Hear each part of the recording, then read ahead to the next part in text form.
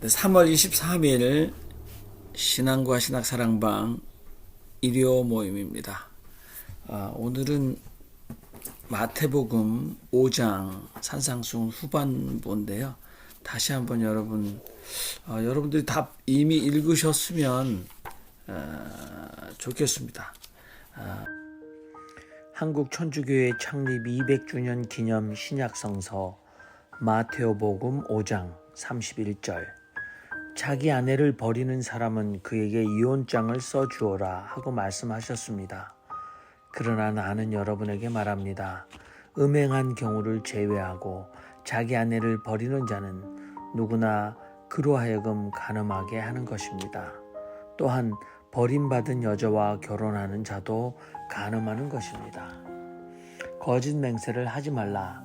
너의 맹세대로 주님께 해드려라 하고 옛사람들에게 말씀하신 것을 여러분은 또한 들었습니다. 그러나 나는 여러분에게 말합니다. 아예 맹세하지 마시오. 하늘을 두고도 맹세하지 마시오. 하느님의 옥좌이기 때문입니다. 땅을 두고도 맹세하지 마시오.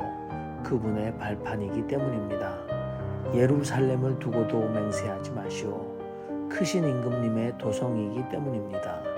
당신의 머리를 두고도 맹세하지 마시오. 당신은 머리카락 하나도 희게 하거나 검게 할 수 없기 때문입니다. 여러분은 말을 할 때 예할 것은 예하고 아니요 할 것은 아니요 하시오. 여기에 더 보태는 것은 악한 자에게서 나오는 것입니다. 눈에는 눈으로 이에는 이로 하고 말씀하신 것을 여러분은 들었습니다. 그러나 나는 여러분에게 말합니다. 악한 사람에게 맞서지 마시오. 오히려 누가 당신의 오른편 뺨을 때리거든 그에게 다른 편 뺨마저 돌려대시오. 당신을 재판에 걸어 당신의 속옷을 가지려 하는 사람에게는 겉옷마저 내주시오. 누가 당신에게 1000걸음을 가자고 강요하거든 그와 함께 2000걸음을 가시오. 당신에게 청하는 사람에게는 주고 당신에게 꾸려는 사람은 물리치지 마시오. 내 이웃을 사랑하고 내 원수를 미워하라 하고 말씀하신 것을 여러분은 들었습니다. 그러나 나는 여러분에게 말합니다. 여러분의 원수들을 사랑하고 여러분을 박해하는 사람들을 위하여 기도하시오. 그래야만 여러분은 하늘에 계신 여러분 아버지의 아들이 될 것입니다. 그분은 악한 사람들에게나 선한 사람들에게나 당신의 해를 떠오르게 하시고 의로운 사람들에게나 의롭지 못한 사람들에게나 비를 내려주시기 때문입니다. 사실 여러분을 사랑하는 사람들만 사랑한다면 여러분이 무슨 보수를 받겠습니까? 세리들도 그만큼은 하지 않습니까? 그리고 여러분의 형제들에게만 인사한다면 여러분이 무엇을 더 낫게 한단 말입니까? 이방인들도 그만큼은 하지 않습니까? 그러니 여러분의 하늘의 아버지께서 완전하신 것 같이 여러분도 완전해야 합니다. 중요한 일이 있어서 제가 먼저 말씀드리겠습니다. 오늘 이 시간에 아주 놀라운 일이 지금 벌어지고 있는데요. 지금 프랑스에서 두 분이 참여하셨는데 내일 아침 파리로 날아갈 우리 박찬응 화백이 또 오늘 참여하셨어요. 그래서 지금 세 분이 이 파리와 관계된 분들이 오셨는데 일단 연락이 돼서 파리에서 만날 수 있기를 바랍니다. 예, 그렇고요. 그다음에 오늘 본문 내용에서 제가 아주 중요한 말씀 하나 드리려고 합니다. 제가 성서를 한마디로 머리가 뒤집어지는 그런 경험을 했는데 이 마태복음 5장에서 우리가 그 성서를 우리 기독교인들이 믿을 때 대강 두리뭉실 믿어요. 그럴 수밖에 없죠. 뭐 다 할 수 없으니까. 그래가지고 결과적으로는 어떤 결과냐면 본질과는 전혀 다른 신앙을 갖게 되는 특히 예수의 말씀에서 그렇게 되는 게 많지요. 오늘 특별히 마태복음 5장 38절부터 41절, 42절까지 그 얘기를 그는 현실적으로 실현도 불가능할 뿐만 아니라 그렇게 하다가는 병신 쪼다대기 딱 알맞는 얘기거든요. 뭐 왼뺨 때리면 올뺨 대고 하는 그런 얘기는 그런데 이것을 철저히 성경을 잘못 해석한 것인데 그것이 2000년 동안 내려왔기 때문입니다. 근데 저는 무려 40년 전에 이것을 깨달았습니다. 근데 사실은 제가 깨달은 게 아니고 일본의 다와 겐조라는 그 신학자가 쓴 아주 일본의 혁명적인 신학자가 있는데 예수라는 사나이라는 책을 읽고 깨달은 겁니다. 그분이 아주 혁명적인 분인데 한마디로 그건 웃기는 얘기인 겁니다. 웃기는 얘기고 그 진실은 전혀 다른 것인데 그래서 자세한 건 뭐 이 시간에 뭐 설명할 수가 없고 제가 우리 카톡방에 올린 게 있습니다. 나중에 한번 그걸 보시고 뭐 어려운 것도 아니에요. 아주 간단한 겁니다. 그걸 보시고 이해가 뭐 아직 거기에 접하지 못하신 분들은 접해 보셨으면 좋겠습니다. 키는 뭐냐? 성서를 대강 알고 얼렁뚱땅 믿을 때는 정말 정말 기형적 크리스찬들이 생긴다고 하는 거죠. 이단이 아니고 정상적인 신앙화에서도 기형적 크리스찬 얼토당토한 결과가 생긴다고 하는 거지요. 그래서 누가 그렇게 얘기하더라고요. 그 신약학자들은 쫀쫀하다. 왜냐면 쫀쫀하게 파고 들어가야 나오는 이제 그 것이 있기 때문에 그렇다고 얘기를 하더라고요. 예, 그렇습니다. 감사합니다. 네, 감사합니다. 또 여러분들이 평소에 이 산상수훈을 특별히 오늘 본문인 5장에서 여러분들이 고민되거나 또는 우리 지성수 목사님처럼 예수라는 사나이 일본 분의 해석 그것이 내 인생의 또 삶에 굉장히 큰 의미화가 됐다면 나눠주시면 좋을 것 같습니다. 제가 말씀드릴게요. 여기 이제 뭐 신학적인 용어로는 대당명제라고 하는데 너희는 이렇게 들었습니다. 뭐 예수님이 물론 너희는 이렇게 들었으나 나는 너에게 이렇게 말한다. 이렇게 이제 한글 성경이 되어 있는데 오늘 200주년 기념 신약 성서는 예수님께서 존댓말을 하시죠. 그러니까 여러분들이 이렇게 들었습니다. 그러나 나는 그래서 이제 모세가 시내산에서 이게 장치라는 거죠. 무대 장치. 뭐 설명할 필요가 없을 수도 있겠습니다만 모세가 시내산에서 율법을 선포했던 대 어떤 그 상징. 그러나 예수는 지금 팔복산에서 그 율법을 고치시죠. 그러니까 나는 하고 모세의 권위를 능가하는 이 나사렛 촌부 예수가 얘기를 하고 있습니다. 그 중에서 이제 대부분 이제 뭐 우리 지성수 목사님 말씀하셨듯이 수많은 뭐 이렇게 교회 전통의 성서학자들이 산상수훈을 실천할 수 있느냐 없느냐. 네, 이것이 뭐 그리스도인의 삶의 대헌장이다. 근데 실현하는 거 할 수 있느냐 없느냐 굉장히 많이 갑론을박을 하고 아직까지 해결이 안 됩니다. 개인적으로 난 이렇게 살았다는 사람도 있고 또 이거는 우리에게 뭐 그렇게 살지 못하는데 우리에게 굉장한 어떤 죄책감 내지는 아무튼 그 효과가 있어서 그렇게 자극을 줄 뿐이고 우리가 하나님 앞에서 얼마나 죄인인지를 극명하게 드러내는 거일 뿐이다 이렇게 얘기를 하는데요. 저는 그 한 번 기독교인이셨는데 그 혼자 사는 분이 계셨어요. 근데 굉장히 젊으셨어요. 근데 그분은 성경을 정말 믿었는데 여기 보면 오늘 어 버림받은 여자와 결혼하는 자도 가늠한 것입니다. 그리고 자기 아내를 버리는 자는 그로 하여금 가늠하게 하는 것입니다. 그래서 그분은 그러니까 이혼을 이미 하셨던 분과 이렇게 사귀거나 그분과 결혼을 하는 것 자체가 가늠하는 거기 때문에 자기는 이제 평생 혼자 살겠다. 이렇게 굉장히 강력하게 말씀하셔서 제가 굉장히 크게 충격을 받았습니다. 아무튼 여러분 제가 여러분에게 드리고 싶은 말씀은 43절에 내 이웃을 사랑하고 내 원수를 미워하라. 이 구절입니다. 그렇게 들었습니다마는 나는 원수를 사랑하라.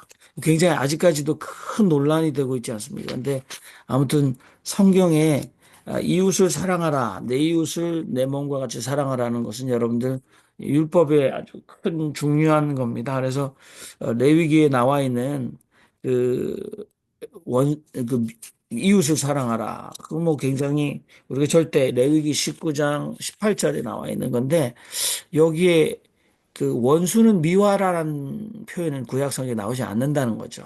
내가 어떻게 사람들이 이렇게 들었을까? 그러니까 굉장히 고민을 해야 합니다. 근데 그다음에 왜 사람들은 추가했는가? 그건 굉장히 권위 있는 율법 학자들, 랍비들이 추가를 했을까? 그 당시 마태 공동체에서 왜 이웃은 사랑하고 원수를 미워하라. 그래서 적극적으로 원수를 미워하라. 그런데 이제 여기서 누가 나의 이웃인가? 그다음에 원수는 근데 예수는 원수까지 사랑하라고 했으니까. 근데 오늘날 난민 문제나 이민자 문제를 놓고 보면 우리는 뭐 한국 사회에서도 홍역을 앓고 있는 국회의원이나 인사청문회에서 대한민국의 주적이 누굽니까? 그렇게 발언하기를 바라지 않습니까? 그래서 굉장히 고민되는 부분이다 하는 생각을 합니다. 이상입니다. 또 다른 분들도 말씀하시죠.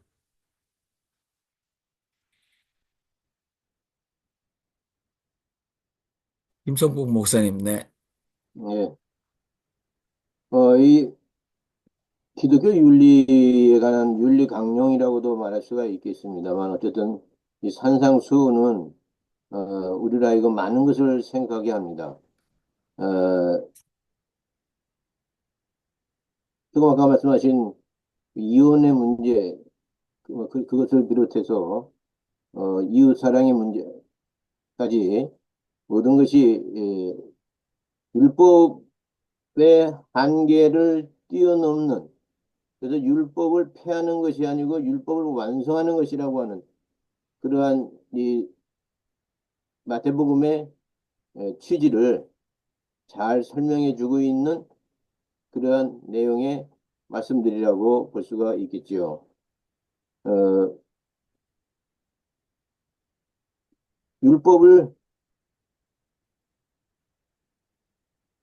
외우면서 어렸을 때부터 율법을 외우면서 다시 말해서 창세기 베레시트 바라 엘로임 엣 하샤마임 왜 하랬지 하였다 토하고 하면서 그를 끝까지 다 외우면서 자라난 이 사람들이 율법을 교조적으로 받아들여 가지고 결국에는 율법의 노예가 되는 그러한 것에 대응해서 율법을 완성하는 자가 되라 하는 그런 것이죠. 이 마태복음의 이 가르침은 오늘도 우리에게 유효하다고 생각합니다. 율법의 노예가 되지 말고 율법을 완성하는 자가 되라. 그것이 예수를 믿는 것이다 하는 말씀으로 결론을 내고자 합니다. 감사합니다. 네, 아주 극명하게 잘 표현해 주셨습니다. 율법의 노예가 되지 말고 율법을 온전케 하는 사람, 그것이 예수 신앙이다라고 말씀하셨습니다. 우리 다른 분들, 정숙자 목사님.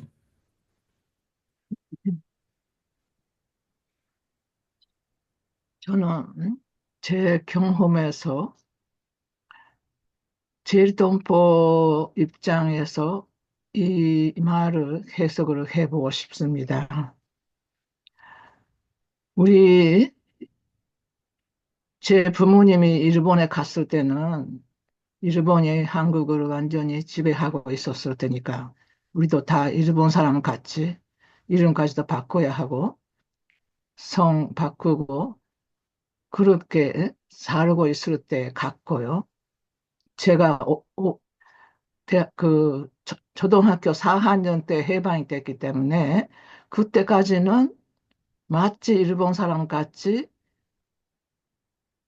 법적으로 어떻게 됐는지 제가 그런 것은 모릅니다만은 어쨌든 특별한 1923년에 동경 그 대지진이 있을 때의 일만 빼놓고는 우선에 한국인들은 전부 다 일본 사람 밑에서 노동자로 강제 노동 당하는 노동자로 일본인 같이 쓰임을 당했다고 할까요? 그렇게 표현하는 것이 가장 그거 합니다. 근데 이런 그 상황 속에서요, 도대체 이웃이 누구며 원수는 누구냐?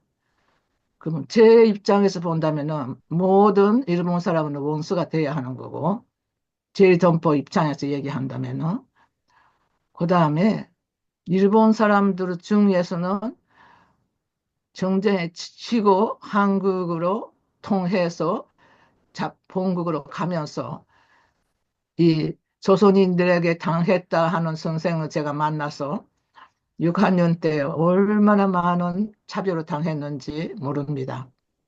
근데 그때 그 선생님 입장에서는 자기가 조선에서 당한 것만 나도 지금 한국 학생 하나인데요. 일본 학생 중에서 우리가 시골에 산속에 어머니가 우리 같이 산속에 살았어요. 이웃에도 아무도 그것이 없습니다. 그런데 시골에 살아있는 농촌 모든 일본인들은요, 다 함께 돕고 살았어요. 거기는 아름다운 이웃이었습니다. 그런데 결국은 정치적으로 문제가 생겨서 거기에서 차별을 하는 것이지 인간 봉성의 속에 적이 있고 그러지는 않는다 하는 것을 저는 제 경험을 통해서 얘기하고 싶습니다. 제 1923년도 나라가 조선인들에게 화재의 원인을 조선인들에게 그거 했어요. 그 사람들 때문에 이 화재가 이렇게 난 것이다 하는 식으로 해서 조선인을 죽이게 했습니다. 일본 사람들이 그 사람도 그것으로 자기 나라를 믿었기 때문에 죽였지 자기들이 처음부터 조선인을 그렇게 미워하지는 안 했던 거거든요. 근데 이런 상황 속에서 진정한 이웃이 어떤 식으로 만들어져야 하는지 그것은요 심각하게 생각해야 하는 이슈라고 저는 그렇게 아직까지도 누가 이웃이요 누가 아니요 이런 식으로 할 수가 없는 것이 원수 이웃이라는 것의 관계가 아닌가 이렇게 생각합니다. 네, 다른 분들도 말씀하시죠. 네, 우리 김성원 선생님. 예, 반갑습니다. 네. 저는 너희 원수를 사랑하며 너희를 핍박하는 자를 위하여 기도하라. 이 대목에서는 우리가 예수님의 입장을 생각해야지 우리의 입장으로 생각하면은 세상 사람들의 입장으로 생각하면 이거는 도무지 이해될 수 없는 글이라고 생각합니다. 그렇지만 예수님을 우리가 한번 생각해 본다면은 왜 예수님은 이런 말씀을 하셨을까? 예수님은 성령으로 거듭나서 하나님의 아들이 된 상태가 아닙니까? 독생자로 해서. 그럼 성령으로 거듭났다는 것은 내가 없다는 거예요, 내가. 우리는 다 나를 가지고 나를 기준으로 해서 하기 때문에 원수가 따로 있고 하지만 예수님은 내가 없는데 원수가 어디 따로 있고 악한 게 어디 따로 있겠는가. 이걸 한번 우리가 생각해 보면은 무아인 사람이 어떻게 원수가 따로 있겠습니까? 누가 나를 핍박합니까? 그런 측면으로 해서 우리가 이걸 봐야지. 일반적으로는 이건 뭐 해석이 될 수 없는 상태라고 생각합니다. 그래서 예수님은 나 너를 구분하지 않으시는 어떤 분별 가지고 이렇게 구분을 안 하셨기 때문에 다 하나인 상태에서 이렇게 원수를 사랑할 수 있지. 그전에는 뭐 사랑할 수 없다고 생각합니다. 그래서 제가 다석사상을 공부하면서 가장 깊이 이제 느낀 것들이, 아, 다성님은 철저하게 무위. 근데 우리는 다 유위. 여기에서 가장 크게 이제 차이가 난다고 크게 느끼고 있습니다. 그래서 다속사상으로 보면은 이거는 우리가 다 예수님의 경지를 한번 다시 생각해 보고 우리가 그 지경까지 가야지 하나님의 아들이 될 수 있지 않을까. 그래서 그런 측면에서 이해를 하고 자기 신앙을 되돌아보면서 과연 우리는 이렇게까지 갈 수 있는가를 비교하면 자기 신앙을 우리가 영혼을 더 풍요롭게 하지 않을까 이런 생각이 듭니다. 감사합니다. 네. 말씀하지 않으신 분, 다른 분들도 말씀하시고, 물론 뭐 고민이 되시겠습니다만 무슨 해결을 하셔야 될 일은 없습니다. 오늘 이 본문 말씀에 여전한 의문이 있다 또는 이런 의미다. 나에게는 이런 의미가 있었다라고 말씀하셔서 나누시면 좋을 것 같아요. 양보영 선생님. 네, 저는 34절에 너에게 이르노니 도무지 맹세하지 말지니라 하늘로도 하지 말라는 하나님의 보좌이며 저는 함부로 우리가 정말 내가 뭐뭐 할 거다 이런 말을 갖다가 하지 못할 것 같아요. 그 세상이 바뀌고 또 하나님의 뜻이 어떻게 될지 모르니까 함부로 내가 뭐를 할 것이다. 내 의지를 갖다가 막 강압적으로 그 할 수 없는 것 같다 점점 깨닫게 돼요. 다 하나님의 뜻을 따라야 된다고 생각하고 모든 상황이 내 의지로 안 된다. 그런 걸 갖다 알려드립니다. 감사합니다. 네. 우리 헤네키 목사님 마이크 켜시고 말씀하십시오. 네. 저는 굉장히 이런 말씀을 들을 때마다 과연 할 수 있을까 이제 이런 생각들이 많이 나고요. 한 번 읽고 두 번 읽고 계속 읽을 때마다 이것이 어떤 의미에서는 우리한테 강요하는 듯한, 특히 저한테는 강요하는 듯한 그런 점증법이라고 해야 되나? 강조법이라고 계속 예, 그런 느낌이 많이 나는데 사실 5장 전체를 놓고 보면 영으로 가난한 사람들 이렇게 얘기를 하셨어요. 마음이 가난한 사람은 천국이 저희 것입니다. 처음부터 이렇게 하셨기 때문에 이거를 영적으로 또 해석해야 되는 그런 부담감도 오게 되고 그러면서 이것이 과연 어, 이제 뭐 간음이랄지 또 인간의 가장 그 속마음까지도 이렇게 빛을 비춰야 되는 어떤 의미에서 보면은 영적인 떨림이라고 해야 될까? 마음의 떨림. 이제 그런 쪽으로 계속 이렇게 몰고 가는 듯한 점증법적인 또는 원근법적인 그러한 성경의 초점들이 저에게 이렇게 와 닿는 것 같습니다. 그래서 마지막 48절에 나와 있는 것처럼 하늘에 계신 너희 아버지처럼 너희도 완전하라. 이 완전성에까지 이르게 되는 그러한 교과서적이면서도 굉장히 하여튼 힘든 그러한 부담감을 여전히 지워버릴 수는 없습니다. 그래서 이러한 부담감에서 벗어날 수 있는 길은 제가 좀 전에 지성수 목사님이 40여 년 전에 쓰셨던 그것을 다시 또 반성 삼아서 오늘도 다시 어, 한번 생각해 보고 있습니다. 퀘이커 영성에서 얘기하듯이 inner light, 내 내면의 그 빛이 과연 나에게 자유로움으로 다가올 수 있을까? 여기까지 생각하게 되는 오늘 말씀이었던 것 같습니다. 이상입니다. 고맙습니다. 우리 최유한 선생님 마이크 켜시고. 그 워낙 오랫동안 이 말씀을 그때 마태복음이나 뭐 산상보훈 관련돼서는 계속 이야기했는데 제가 받아들이기가 어려워요. 말로는 원수를 사랑하라고 하는데 에, 원수를 사랑 못하겠고요. 전두환 용서 못하겠고요. 윤석열 용서 못하겠습니다. 제가 죽이지 않더라도 다른 사람 죽이겠죠.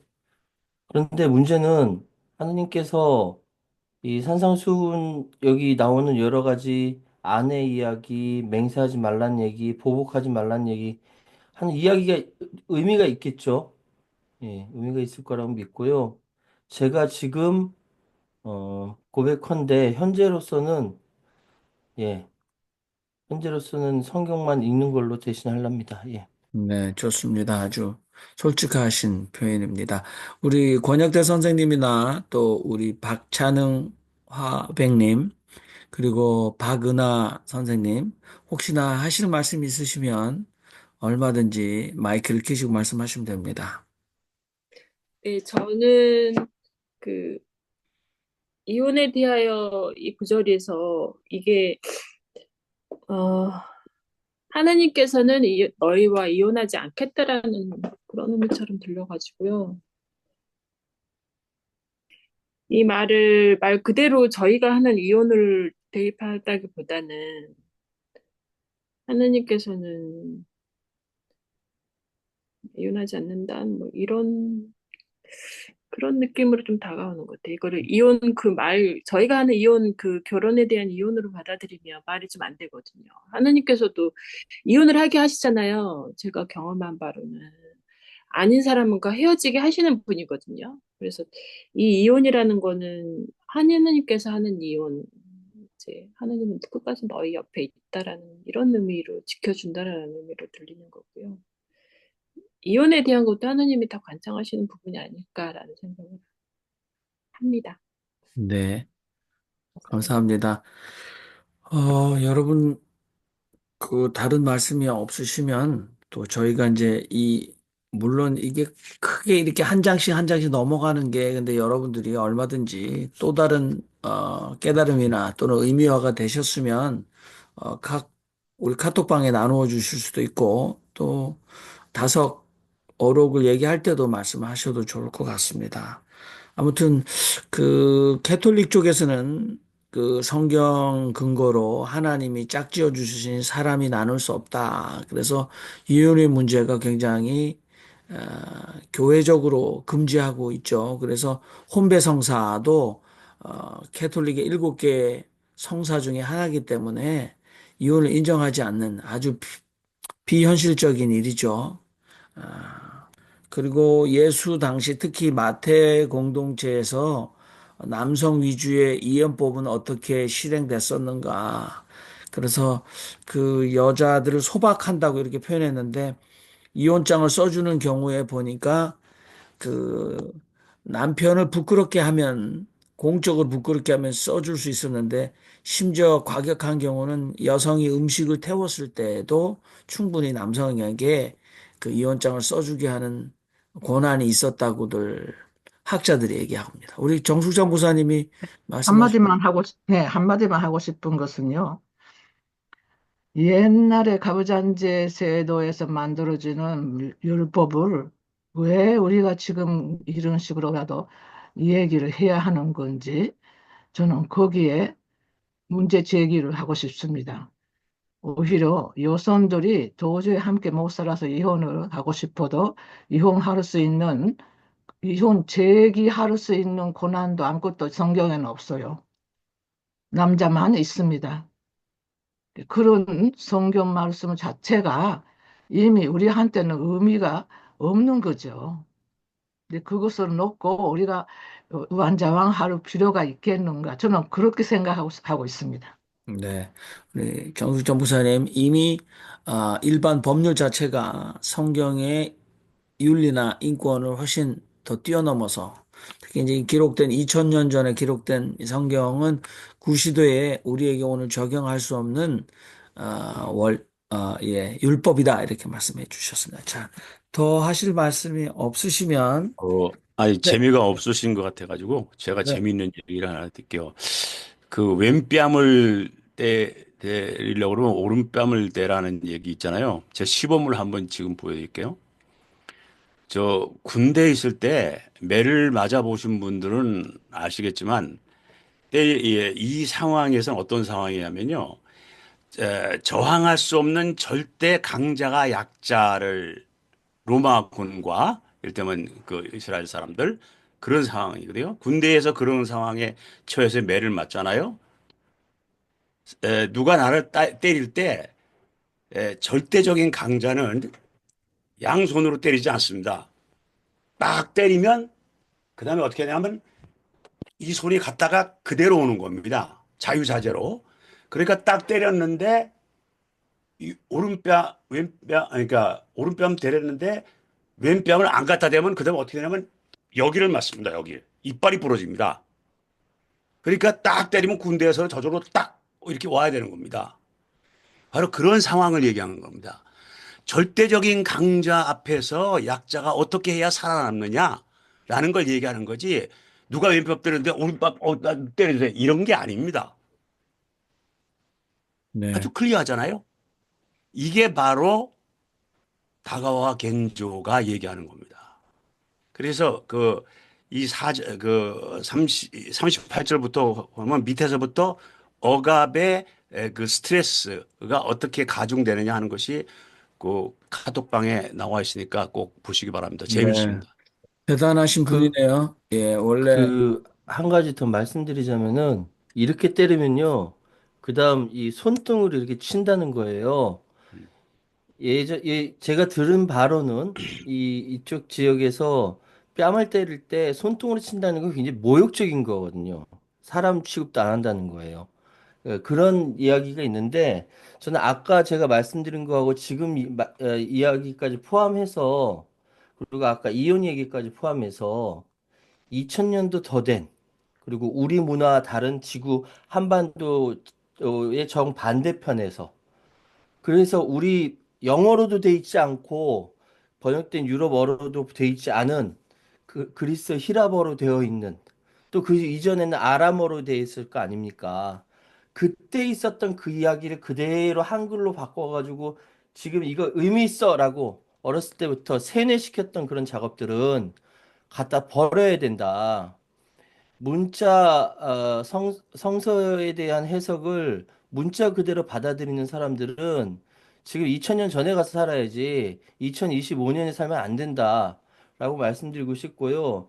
특히 여성들, 버림받은 여자와 결혼한 자도 가늠하는 것입니다라는 이런 시대착오적인 이야기. 만약에 제 딸이 나중에 결혼을 했는데 잘못해서 이혼을 해야만 하는데 이거 갖다 들이밀면서 너 이혼하면 안 돼라고 얘기하면 얼마나 억울한 일입니까? 말도 안 되는 거잖아요. 근데 이거를 지금까지 2000년 동안 계속적으로 문자적으로 여성들 억압하는 데 쓰고 심지어는 가부장적인 폭력으로 계속적으로 해왔다라는 거 아닙니까? 그러니까 우리 여기 우리 신학방에 계신 분들은 그런 분이 안 계시겠지만 문자 그대로인 해석하는 그러한 버릇은 갖다 버려야 된다. 그 하나님 말씀 아니다. 분명히 말씀드리겠습니다. 네, 감사합니다. 더 우리가 토론할 수 있겠지만 또 다음 기회로 하고요. 지금은 여러분 시편 성서를 제가 한번, 네, 한마디만 넣어도 될까요? 네네. 지금 요한님이 얘기하시는 말씀이 굉장히 저는 대장성입니다. 근데 그런 식으로 아직까지도 성소수자가 희생을 당하고 있다는 거, 그것만 제가 한마디 하고 싶었습니다. 네. 시편 성서를 들으시고 다섯어록을 들으시겠습니다. 시편 성서는 양평의 이정훈 목사님의 시편 125편 성서 중에 한 편을 들려드리겠습니다. 주님을 의지하는 든든한 사람이여 영원 후궁 우뚝 솟은 시온 산 닮았소라 주님이 감싸주는 영원한 백성이여 산들이 둘러주는 예루살렘 닮았소라 의인의 땅 더럽히는 악한 권세 몰아내 비뚤어진 거짓의 길 악인들 벌하소서 선하고 정직한 자 주은혜 베푸소서 오 주여 이 땅 위에 평화를 베푸소서. 정의가 최후의 승리를 한다는 것은 똑바른 것이 맨 나중에 이긴다는 사실이다. 정의가 최후의 승리를 한다는 그 정의를 아직 이 세상 사람들은 모르고 있다. 정의를 아는 사람, 정의를 아는 나라, 바로 아는 사람, 바로 아는 나라는 없다고 할 수 있다.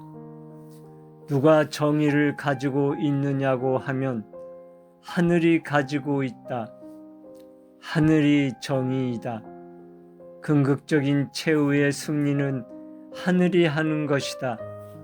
그래서 정의를 좀 알고 싶어 하면 하나님을 좀 생각하여 보란 말이다.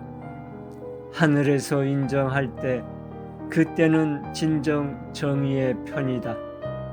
다른 것은 다 어떻든지 하늘에 좀 따라가겠다든지 하늘을 생각한다든지 하면 그것이 참 정의에 살려고 애쓰는 것이다.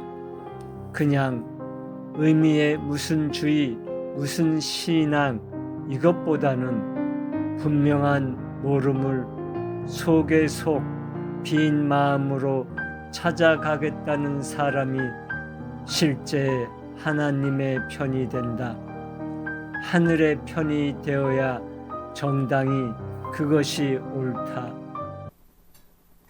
김성원 선생님께서 오늘 제가 그냥 제목을 임의대로 하늘은 정의이다, 하늘이 정의이다 그렇게 정했는데 안내 말씀 좀 해주시겠습니다.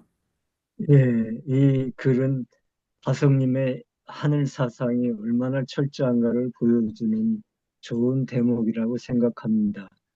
물론 정의에 대해서 하버드대 마이클 샌들 교수가 자스티스 해가지고 유명했잖아요. 그래서 다들 글을 보고 했는데, 그러니까 샌델은 뭐 공리주의, 자유주의, 공동체주의 하면서 정의의 일을 소개했죠. 그리고 다양한 도덕적, 정치적 논쟁을 이제 다루었는데, 다성님처럼 이렇게 정의에 대해서 분명한 이야기를 하는 것은 다성님의 이 신앙이 이러하시기 때문에 이러한 말씀을 할 수 있다고 생각합니다.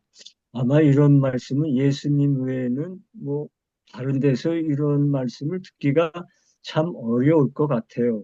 지금 우리 사회도 정의가 있니 없니 하면서 논란이 되고 있습니다만 결국 승리한다는 것은 내가 이기는 것이 아니라 하늘이 이기는 거예요. 하나님이 승리하는 거지. 나는 이기고 지구가 없어요. 그러니까 모든 일체가 다 하느님이 이렇게 승리를 하시는 거고 모든 것은 다 하느님에게로 이렇게 돌려야 하는 것입니다. 그래서 하늘이 정이고 궁극적인 최후의 승리는 이제 하늘이 한다라는 철저한 이제 하늘 사상입니다.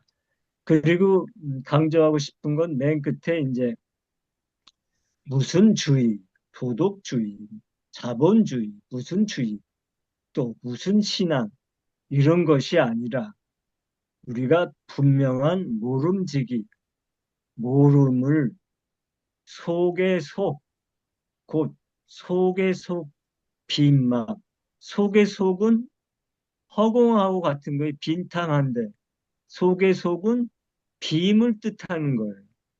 그 빈 마음으로 찾아가겠다는 사람이 실제 하나님의 편이다.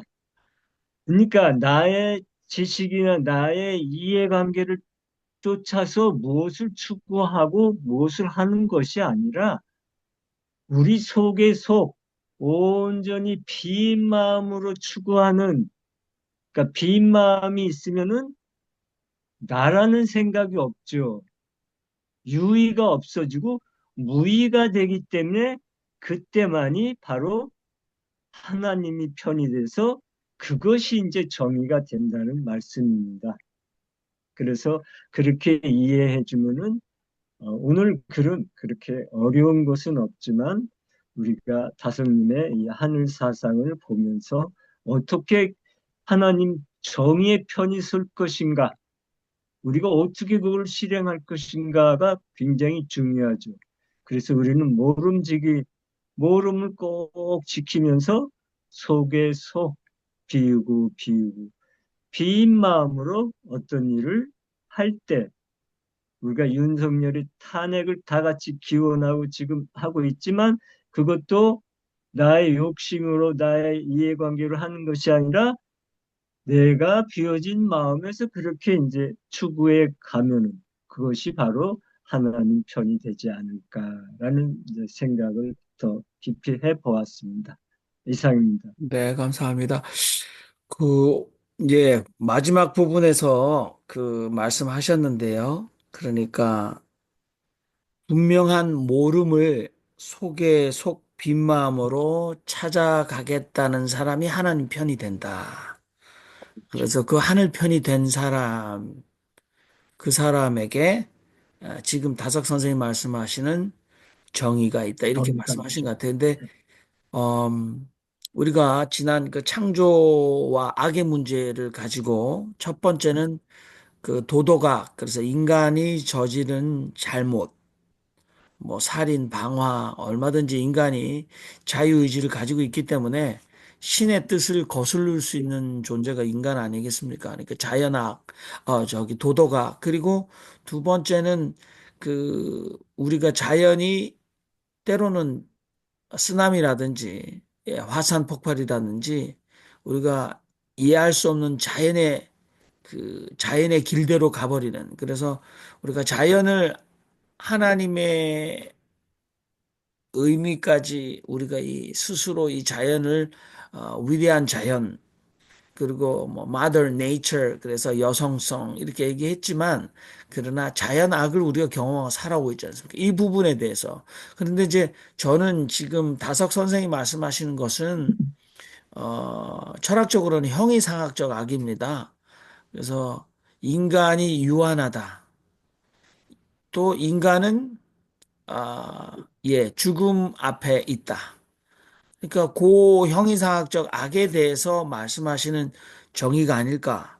근데 이 정의를 아, 여성의 어떤 살해, 강간, 방화라는 도덕 악 앞에 와서 우리가 그 밀양이라는 영화에 보면 유괴 살인을 했는데도 그 사람은 형이상학적 악을 내가 예수의 피로 다 해결했다라고 말하지 않습니까? 그러니까 그 부분에 대해서 저희가 물론 인간의 어떤 유한적 인간의 제한과 그 제한 자체가 우리에게 악과 고난을 주는 것을 인정함에도 불구하고 그 얘기할 때는 그 부분에 대해서 구분하면서 적용해야 되지 않을까 그런 생각입니다. 김성봉 네. 목사님 말씀하시. 아, 예, 김성봉 그, 목사님 후에 우리 정수정 목사님 말씀하십시오. 예, 그, 정영민 목사님 말씀하신 동안에 다 깜빡 잊어버렸는데. 지금 하나님의 정의는 어디에 있는 것이냐? 저는 이제 향림교회에서 기도를 드린 사람들은, 탄핵이 인용되어서, 이제 윤석열이 파면되길 바라고 있고, 그 다음에 그 광화문 쪽에서, 어, 이게 집회를 탄핵 반대 보수 여의도에서 집회들. 집회를 기도회를 한 그 사람들은 탄핵이 기각되어서 윤석열이 이제 풀려나는 그런 걸 하고 있단 말이죠. 하나님은 지금 어떻게 이거를 해결하실 것이냐. 어, 근데 그 추기경 님이 아주 참 좋은 말씀 하셨어요.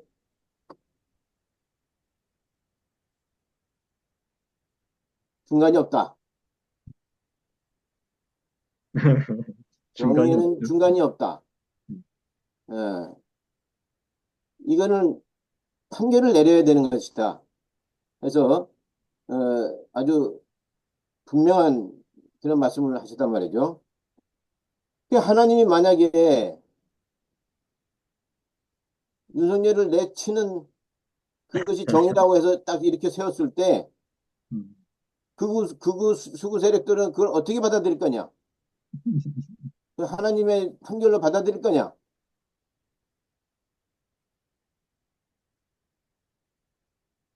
저는 그거에 대해서 어, 아니다. 저 사람들은 그걸 절대로 받아들이지 않을 것이다. 그런 생각을 하고 있습니다. 그래서 이 정의의 문제, 그리고 여기에 이제 판결의 문제, 우리가 무엇이 하나님의 뜻이냐, 어느 것이 하나님의 의지와 합한 것이냐, 하나님의 뜻을 받든다는 게 도대체 무엇을 의미하느냐, 그런 것을 보다 더 심각해야 될 이 시점이 아닌가 그렇게 사료됩니다. 이상입니다. 네.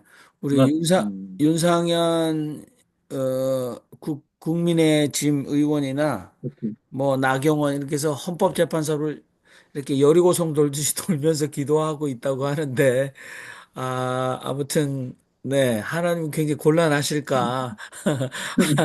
네, 아무튼 구체적인 사례를 가지고 동일한 하나님을 향해서 굉장히 극단적으로 대립되는 두 가지 기도가 드려지고 있는 상황입니다. 우리 정숙장 목사님 말씀하시죠. 저는 질문이 있습니다.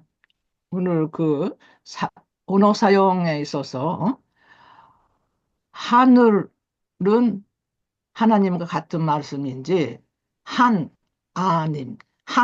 아님 이렇게 써있는 것을 그냥 우리가 하나님하고 하고 계시는 것 같은데 네. 진짜 한 아님이라는 것은 확실하게 무슨 뜻인지 네. 그것을 그냥 좋은 질문입니다. 우리가 쓰고 있는 그냥 하나님이죠. 하나님 해서 괜찮은 것인지 제 조금 가슴 다릅니다. 제 가슴에 뭐가 오느냐 그러면은 음. 인간이 하늘과 하나가 될 때 한 아님이 되는 거 아닌가 이런 생각을 했기 때문에 제가 질문합니다. 맞습니다. 정 목사님 질문이 참 좋습니다. 제가 보통 다성님은 이제 하나님 할 땐 한운님, 하나님 했어요. 이 한아님, 한은 큰 한이잖아요. 아는 나아자예요. 그렇죠. 그러니까 큰 나, 대아, 음. 우리는 다 소아예요. 그러니까 하나님은 우리가 다르게 표현하면 대아, 큰 나예요. 왜? 하나님이 내 안에 있잖아요. 그러니까 하나님은 나보다 크죠. 나는 소아고 하나님은 대아예요. 근데 우리는 미처 하나님만 해야지 하나님을 생각해요. 그러니까 다솜님은 바로 큰 내가 바로 하나님하고 같다. 그러니까 같은 말씀입니다. 예. 고맙습니다. 또 새롭게 하나님만 하지 마시고 큰 내가 하나님이다. 이렇게 하면 굉장히 폭이 높잖아요. 하나님 이렇게 하는 것보다 내 안에 대야 나는 소아인데 내 안에 하나님이 계시니까 대야가 있는 거죠. 이렇게 생각을 조금 바꿔서 생각하면 풍부해지잖아요. 예, 그렇습니다. 그래서 예수님이 하나님과 예수는 하나 일지로 말씀하셨고 하나. 요한복음 얘기입니다. 그리고 그것도 다섯님이 그런 식으로 똑같이 이해를 하고 계시지 않습니까? 그렇죠. 예수와 하나님이 하나다. 하나님. 그러면은 우리도 하나님과 하나가 될 수 있는 것이다. 그렇습니다. 저도 그렇게 네. 믿습니다. 네, 그렇게 같은 생각입니다. 예. 감사합니다. 네. 네. 아까 말씀 나눈 가운데 제가 빠뜨린 게 있는데요. 그 짚었으면 좋겠어요. 뭐냐면 지금 주술 다시 말해서 이 무당 종교에서는 어떻게 얘기하는 거 아니? 3월 달이면 윤석열이 풀려난다. 그런 하늘의 기운이 윤석열한테 와가지고 풀려난다는 거예요. 그럼 여기에 동조했던 기독교인들은 뭐냐 이거예요. 그 주술신앙, 다시 말해서 무당신앙에 다 동조했던 거 아니냐 이 말이죠. 뭐야, 목사를 비롯해가지고 갑자기 이름 다 떠오르네. 다 그쪽에 동조했던 거 아닌가. 그래서 나는 지금 이거 아니야. 절대로 이거 윤석열이 이게 저기 뭐야 풀려나면 안 돼. 이거 윤석열은 이 심판 받아야 돼. 그래야 내가 믿는 하나님이 진짜 하나님이 되는 거야. 이렇게 된단 말이죠. 여러분은 어떻게 생각하십니까? 이상입니다. 네, 여러분, 김 목사님 근본적인 질문을 해주셨는데 거기에 대해서 저도 고민을 했거든요. 더군다나 저는 그날 향림교회에서 예배를 드리면서 바로 이 문제를 고민했어요. 그래서 그때 고민했던 걸 말씀드릴까 합니다. 우선 정의는 승리한다고 뭐 알고 있지만 저도 그렇게 알고 있습니다. 근데 저는 거기다 가운데 하나 넣는 게 있어요. 정의는 가끔 가다 승리한다. 항상 승리하는 건 아니고 가끔 가다 승리한다. 저는 이렇게 믿습니다. 실제로 역사에서 정의가 항상 승리하는 걸 보지 못했기 때문에 저는 가끔 가다 승리하는 것을 믿습니다. 로또 승리라고 해야 될까요? 이거는 이제 양념이고, 김 목사님이 지금 지적하신 그 문제를 저는 향림교회 지난주에 예배를 드리면서 설교자가 이렇게 뭐 손모, 전모, 뭐 또 뭐는 또 뭐라고 또 붙이는지 이름 딱 대고 뭐 하면서 이제 아주 그 비판 정죄하는 입장에서 설교를 하더라고요. 그랬을 때 내가 그 설교를 듣지 않았으면 저도 그런 고민을 안 했을 거예요. 근데 그때 고민이 되기 시작했어요. 지금 김 목사님 말씀하신 대로 그런 거 아닙니까? 그러면 우리는 어떻게 했어야 되는가라고 하는 겁니다. 그래서 저는 그때 만약에 내가 저 입장이라면 우리는 이 시간 하나님 앞에 우리의 입장을 고백하고 호소하고 부르짖는 것밖에 할 수 없지 않을까. 우리가 정죄하고 판단하는 자리까지 가서는 안 되지 않을까. 그건 진짜 하나님의 목이고 하나님 하시는 일이고 그런 생각이 들었던 겁니다. 그래서 우리 신학에 만약에 보네포가 2차 대전 그 당시에 히틀러를 정죄하고 자기는 비록 히틀러를 죽이려고 하는 편에 섰지만 하나님 히틀러를 죽여주시옵소서 그렇게 했을까? 그런 고민이 들었습니다. 하나님 앞에 우리는 우리의 사정을 고하는 거 그것밖에 할 수 없지 않을까? 그게 진짜 신학적인 성숙한 태도가 아닐까? 저는 그런 생각이 들었어요 그때. 근데 하나님을 버리겠다는 그런 사람도 많이 주변에 나타나고 있어요. 왜냐면 네? 그, 그, 무당보다도 못한 하나님이라면 난 하나님 버리겠다 하면서 다시 말해서 이번에 판결에서 만약에 네.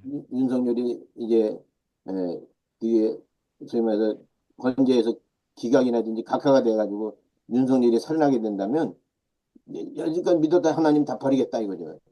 무당 만신이 얘기하는 것만도 못하는 그런 하나님 버리겠다. 이렇게. 그래서 정의는 가끔가다 승리한다니까. 항상 승리하는 게 아니고. 제가 드리고 싶은 말씀은요.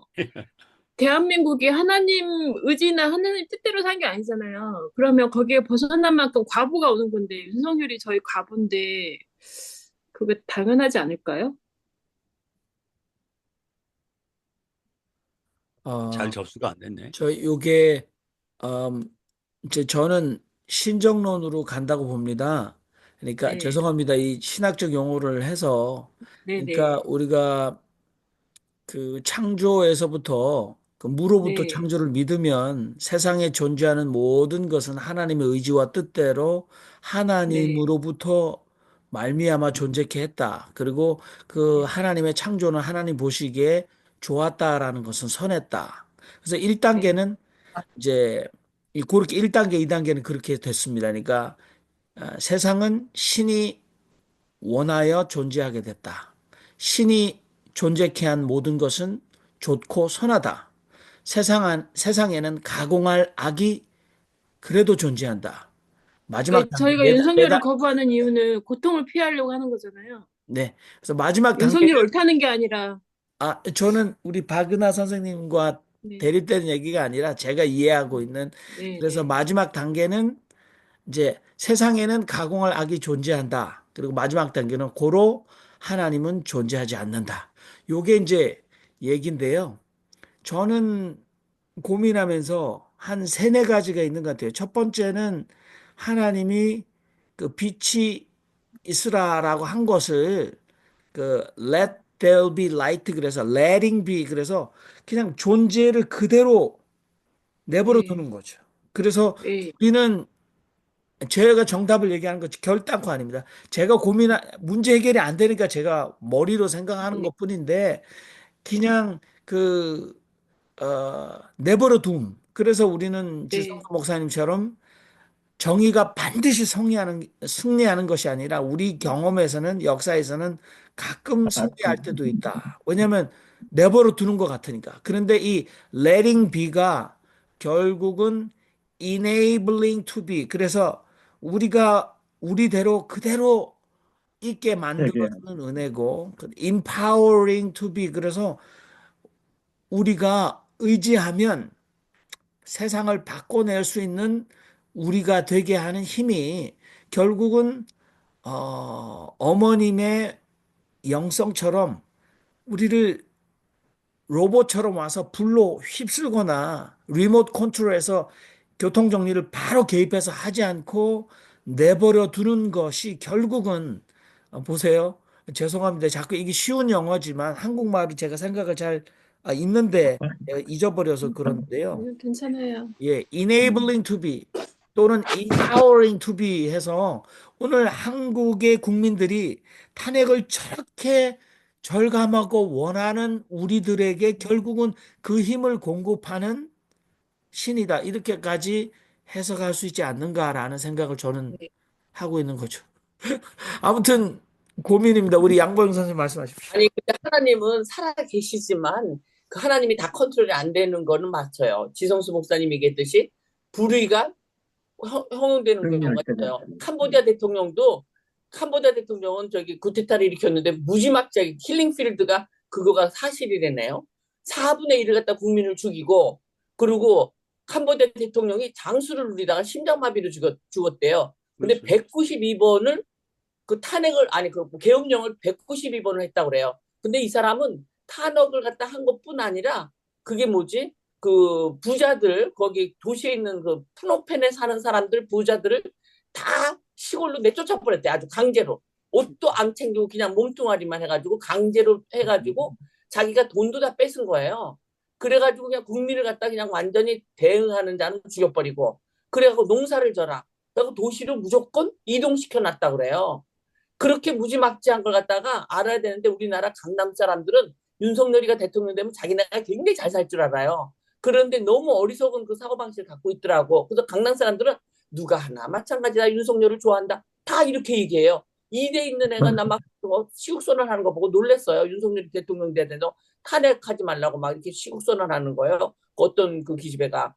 그래갖고 내가 너무 욕이 나오는데 그런데 그렇게 그 부모들이 악질 그거가 나오는 거. 왜냐면 그게 제일 일본의 그 끈아풀 애들이 다 지금 그 기독교를 갖고 있잖아요. 걔네들의 엄마 아버지가 내가 이화로 왔지만 우리 친구들도 다 탄핵 윤석열이 좋아해요. 내 친구들 거의 다 그런 애들인데 걔네들이 그 저기가 다 강남에 사는 애들인데 그 걔네들이 그 옛날부터 잘 살았어. 우리 이화여고 때는 1960년대 자가용으로 오잖아요. 자가용차를 다 타고 온단 말이에요. 그럼 45년에 해방돼가지고 50년, 60년에 자가용 타고 다니는 애들은 다 일본의 앞제비 애들이었어요. 그 애들이 경기 이화를 다 들어갔어요. 그 당시에. 지금 서울대학교 들어간 애들도 그 당시에 그 검사 애들이 그 기득권의 그 자손들이죠. 우리 엄마는 뭐 상해에서 온 사람이지만 하여튼 우리 부모는 하여튼 이렇게 기득권들 내 친구 지금 생각해보면 걔네 집들 가면 집들이 다 어리어리했어요. 1960년대도 다 뭐 일하는 사람도 사지만 양옥집에서 굉장히 잘 살았어요. 미제만 먹고. 그런 거 보면은 걔네들의 자손이 지금 여태까지 잘 살거든요. 지금 내 친구 애들을 못 사는 애들이 없어요. 거기 다 그게 나온 애들이 그 당시에 이화여고 나온 애들 다 강남에서 엄청 무슨 뭐 요새 희한한 아파트 그런 데서 다 살거든요. 근데 걔네들이 다 윤석열을 좋아하는 거예요. 그래서 내가 가서 얘기를 해줬어요. 푸놈펜 캄보디아가 이렇게 됐다. 부자들 니네들도 그렇게 잘 살지 못해. 윤석열이 되면은 니네들도 다 쫓겨나 이 아파트에서. 걔네가 아마 돈 없으면 중국 사람들한테 팔아먹을 거다 이 아파트. 그래도 못 알아들어요. 못 알아들어요. 그냥 윤석열이가 되면 지네는 잘 살잖아요. 못 사는 사람만 못 살고. 그래서 한국에서 두 파로 나눠지는 거예요. 그 교회 있죠? 그 교회 가서 열심히 새벽 기도하는 거예요. 큰 교회들이 막 윤석열이 되게 해달라고. 그게 뭐냐면은 지네는 잘 살 수 있다 이거야. 부자는 부자만 잘 살 수 있다 이거야. 그럼 가난한 사람이 사회가 돌아가야지. 누가 일을 해? 일도 안 하고 그냥 지네가 잘 살아? 이게 문제야. 그래서 내가 보기에는 한국 정책을 바꿔야 되는데 재산세를 올려야 돼. 재산세를 엄청 미국같이 올려가지고 그래가지고 그 강남의 아파트들 재산세를 다 받게 아무튼 해가지고 중국 사람한테 팔더라도 미국 사람들이 그러잖아요. 일본 사람한테 무지 팔아먹었거든요. 네. 우리는 세금만 받아 먹으면 돼. 그럼 그 저 강남 아파트를 유지 못할 사람들은 나가는 거야. 무조건 팔고. 양 그래갖고 세금 나라에서 받아서 돈을 양분 갖다 선생님, 양분 선생님, 음. 아무튼 재산세 올리는 거 저도 동의하고요. 그래도 양분 선생님 우리 신신사의 대표적 영성가이신데 제발 하나님께 좀 잘 좀 고소 고발해 얘기해서. 주세요. 그래서 저는 양보영 선생님의 기도의 힘을 좀 의지하고 싶습니다. 아무튼 이제 오늘 하나님 대한민국을 어여삐 여기시겠죠. 거기서 네, 이제 네. 분명 아멘입니다. 이분도 이제 빨리 저기 통일되게 하기 위해서는 지금 네, 이재명이가 잡아야 돼요. 근데 네, 네, 김건희가 또 이랬다고 그래요. 네. 이재명이 쏘고 나도 죽겠다. 아, 아니면 이재명이 쏘고 저희도 죽겠다. 뉴스를 다 봐서 아무튼 저는 지금 다석 선생님, 예, 요한 선생님 말씀하시기 전에 다석 선생님이 살아 계시면 구기동 어쩔 수 없죠. 본가까지 가서 다석 선생님 윤석열을 어떻게 해야 됩니까? 라고 좀 묻고 싶어요. 네. 아니, 내려오겠죠. 다석 선생님이 자유당 시절에 이기붕하고 이승만이 왜 그렇게 했냐면은 이승만의 부인이 누구였어요? 프란체스카.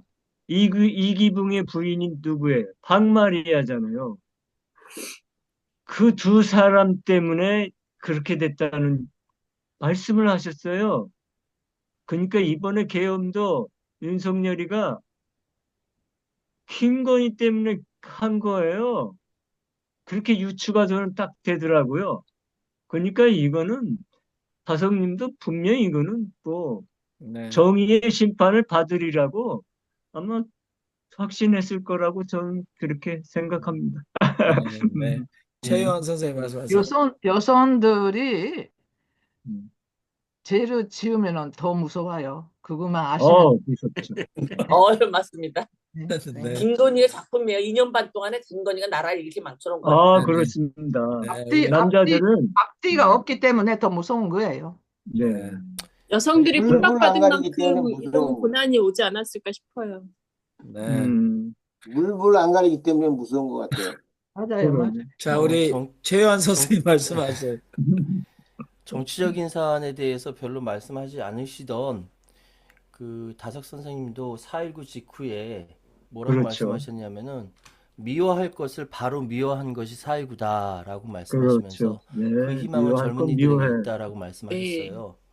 오늘 그 주신 말씀 제가 그 나중에 와서 제가 채팅창에 제가 임의적으로 나눠서 올려놨는데요. 그 맨 마지막 부분에 하늘의 편이 되어야 정당히 그것이 옳다라고 이야기한 것. 그러니까 누구나 다 하느님 내 편이라고 이야기를 하죠. 예. 그렇죠. 죄인들도 하나님이 내 편이라고 얘기하고 광화문에서 태극기와 성조기를 한꺼번에 이렇게 흔드는 사람들도 하느님은 내 편이라고 이야기를 해요. 그렇게 이야기하는 것은 그 개인의 자신의 의지이지 하나님의 뜻이 거기 있는지 없는지 그거 어떻게 합니까? 없죠. 모르죠. 그러면 우리는 어떻게 하느냐? 그래서 분명한 모름을 속에 속 빈 마음으로 찾아가겠다는 사람이 되어야 된다라는 말씀을 다섯 선생님께서 하셨고, 예를 들어서 미워할 것을 제대로 미워하지 않으면 그거는 사기죠. 그래서 아까 그 마태복음 나왔던 그 이야기가 현실에 맞지 않다라고 제가 이 말씀을 드린 거고, 1987년 6월 항쟁이 지금으로부터 38년 전에 있었습니다. 전 그때 고등학생이었고, 그 고등학생 때 시위를 나가려고 했더니 교회 목사님 붙잡고 우리 다 같이 하나가 돼달라고 기도를 하자라고 해서 제가 손을 들었어요. 제가 학생회 회장이었는데 저는 광주에서 학살을 자행한 전두환과 하나 되고 싶은 생각 없습니다라고 얘기했어요. 그러니까 우리가 정확하게 해야 할 것은 미워할 것을 미워할 줄 알고 옳은 것을 옳다고 얘기하는 그 분별력을 주십시오라고 기도하는 것이 진정한 하나님 나라의 백성이자 얼로 하나님께 올라가려고 하는 사람이 된다라는 것을 말씀드리고 싶고, 지금 저기 광화문 광장 저 남쪽에서 이상한 기도를 하는 사람들은 그 얼이 무엇인지, 그러니까 예수 무당 종교를 믿는 거예요. 그렇죠. 하느님을 나의 얼로 받드는 그 하느님이 아니라 그냥 무당도. 일반 복주는 신, 무당, 그것 중에 하나로밖에 안 되는 거예요. 이거는 미국 다르죠, 차원이. 북장로교에서 나온 그 사형리에 기반한 그 말도 안 되는 그 교리에 잡혀 있는 그 무당 종교가 기독교인 척하고 예수교인 척하고 나타난 것이다. 그래서 사실은 제가 지금 생각하는 것은 이번 탄핵 사태 분명히 28일 날 탄핵 선고가 나오면 윤석열은 갈 수밖에 없어요. 국회에서 나온 5가지 안이 빠져나갈 길은 없어요. 그런데 더 무서운 것은 이후에 한국 기독교는 끝도 없이 추락할 것이다. 그때 우리가 중요한 것이 무엇인지 밝혀 이야기해야 된다. 그 밝힌 길이 저는 류영로 할아버지의 이야기가 살아 숨쉴 것이다라고 확신합니다. 감사합니다. 감사합니다. 우리 아멘. 조현 선생님 TV 나가셔서 그렇게 무당, 양복 입는 무당들 얘기 좀 제발 그만두고 해주세요. 걔네들은 무당 종교다 이렇게 좀 선언해 주시기 바라고요. 자, 우리 근데 우리 하나님이 구하신 거가 언제인지 아세요? 1979년에 박정희가 죽은 거예요. 차지철이가 그때 닭갈비가 무릉기라 그랬을 때 박정희가 예스를 했대요. 거기 그 다음날 데모가 나오는 학생 애들을 대포로 다 쏴라, 총으로 다 쏴 죽여라. 이래서 김재규가 죽인 거예요, 박정희를. 그러니까 우리가 박정희 갖다가 차지철이가 차지철이 또 그 며느리가 내 친구예요. 우리 반 했었어요. 근데 걔가 또 나랑 미국에 와가지고 또 같이 살았어요. 그래서 근데 차지철이 아들이 그게 빨리 죽더라고. 그리고 며느리도 죽었어요, 60대에. 며느리. 그러니까 차지철이가 얼마나 악질인지 그 말도 못해. 내가 옆에서 봐하고 자랐는데 걔네들의 그 집안이 악질인데 그 김재규가 우리의 영웅이고 김재규가 아니면은 그때의 그 여러분들이 지금 여기 살아있을지도 몰라요. 많이 죽었. 79년도에 어마어마한 서울에서 대포로 쏘는 것 같다가 막은 사람이 김재규라는 걸 아셔가지고 그때 하나님이 구원하신 나라고 하나님은 아직도 한국을 사랑하신다. 이번에도 꼭 구하실 거라고 저는 100% 확신합니다. 맞습니다. 우리 그 서울의 어느 한 식당에서 젊은 친구들이 불의의 분개해서 얘기하고 있는데 옆에 계시는 할아버지가 젊은이들 향해서 소리 쳤답니다. 야, 니들이 지금 누구 때문에 그렇게 밥 먹고 있는 줄 알아? 그랬더니 그 젊은이들이 김재규요. 이렇게 말했다고 하는데 아무튼 그래요? 우리 알겠어요. 우리 양보영 선생님 기도 또 해주시고 특별히 양보영 선생님 정말 아주 칼같이 아까 마태복음 5장 37절로 돌아가서 우리 최유한 선생님 말씀하신 거하고 다 정리 좀 했으면 좋겠어요. 거기 오직 너희 말은 옳다 아니라 하라. 이에서 지나는 것은 악으로부터 나느니라. 예, 그러니까 이해할 건 이해하고 아니할 건 아니하고 그렇게 하면 되는 거고, 예, 그밖에 나머지는 다 악에서 나온 거기 때문에 우리가 신경 쓸 필요 없다. 예, 그런 말씀으로 정리해 보고 싶습니다. 이상입니다. 네, 헤니키 목사님. 예, 저도 이제 여러분들의 의견과 동의를 하고요. 비난한데 하나님의 뜻이 있다. 이제 결국 부정의 영성같이 저는 영성적인 측면에서 이 시대의 아픔과 이 시대의 불의가 판을 치고 있는 것들은 이미 성경의 그 기록 저자물들 속에서도 나왔다는 것을 생각할 때 우리가 지금 여기서 판단하고 하는 것은 우리의 정말 내면의 그 빛 속에서 우리가 양심이 얘기하고 있듯이 아닌 것은 아니라 하고 긴 것은 기라고 얘기하는 것 가운데 있는데 내가 분노에 휩싸이면 잘 보이지가 않을 때 오늘 다섯 선생님 말씀처럼 비난한 곳에 그리고 영적으로 내가 차분하게 가라앉았을 때 진정으로 정의가 무엇이고 우리가 나아갈 바가 무엇인가를 떠오르게 하는 것이 오늘 말씀 핵심이 아닌가. 그래서 하나님 편은 항상 이기신다. 이것을 믿고 또는 같이 기도하고 나갔으면 좋겠습니다. 예. 우리 헨리키 목사님 역시 대표적 그 뉴저지 세미 퀘이커 교도로서 죄송해요. 웃으려고 하는 게 아니라 여러분 하나님이 주시는 내면의 빛을 꼭 발견하셔서 이 문제에 대해서 좀 말씀해 주시면 참 좋을 것 같고요. 저는 양보영 선생님께서 특히 우리 지성수 목사님께서 정의는 가끔 승리한다 그랬는데 차지철과 차지철 며느리와 차지철의 이 아들의 최후를 증언하시면서 그래도 정의는 자주 승리한다라고 이렇게 말씀하셔서 저는 오늘 양보영 선생님 말씀에 아멘 하고 싶습니다. 자, 우리 윤정현 신부님은 바쁘실 수도 있으실 것 같아요. 자, 여러분 이 시간은 우리가 한마디씩 그 기도하는 시간입니다. 돌아가면서 맨 마지막 한마디에 아멘만 하시면 다른 분들도 이어가겠습니다. 기도하시겠습니다. 살아계신 하나님, 우리의 억울함을, 우리의 답답함을 버려두지 않으시고 우리의 소망을 꺾지 마시고 하나님 조국을 대한민국을 긍휼히 여기시고 하나님의 정의가 이 땅에서도 실현되게 하옵소서. 아멘. 신원하시는 하나님, 우리의 한을 풀어 주시옵소서. 아버지께 아래올 때가 없나이다. 아멘.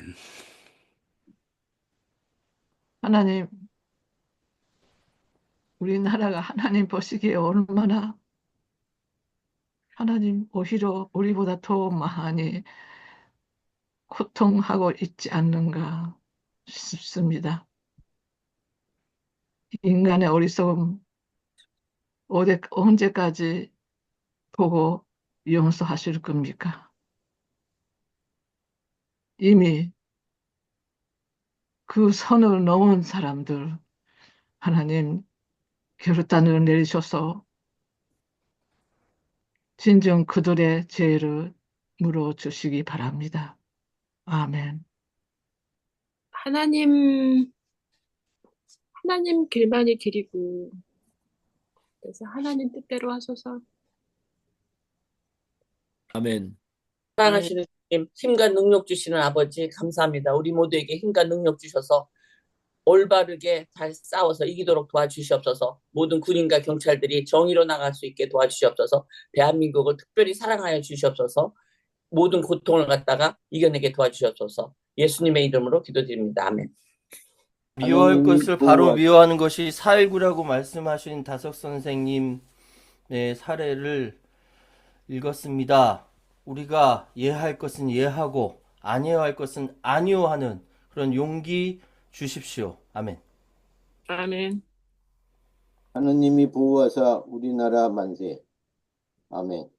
네, 하나님, 오늘 이 저희들의 염원이 우리 국민 5천만의 염원이 되고 우리 한민족 정말 세계 공동체 전체의 그 양심의 소리가 하나님 앞에 받쳐져서 우리 모든 국민들이 원하는 대로 우리 전체가 다 원하는 양심의 그